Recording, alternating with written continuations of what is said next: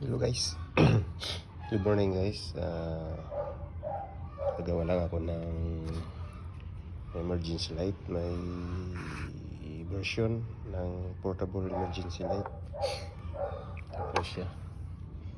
At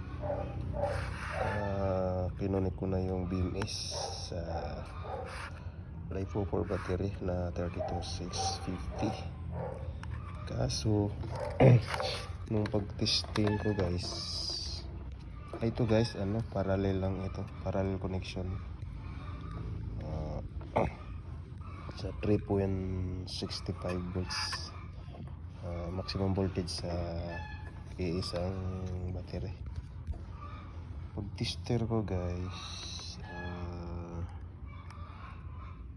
sa battery, ayun sa battery, dito ako tester niya. Sa battery po ay hindi ko nakikita, mayroon siya, yan 3.2, 3.29 o 3.3. Dito sa BMS niya ay wala na po siyang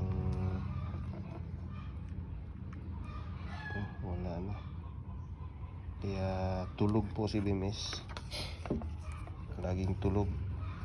Kaya bubuhayan natin to, magitan nitong P-, i-short mo lang sa B-. Ito guys, kasi tulog po siya kailangan kong gisingin. I-short mo lang to, saglit lang. Yan, testing natin kung magkaroon.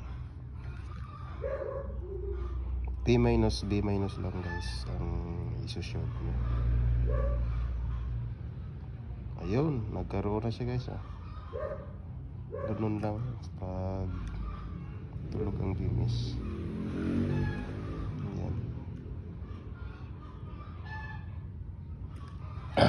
Okay, gising na po. Gising na po ang BMS natin. Pwede na. Umpisahan ko na guys. Thank you.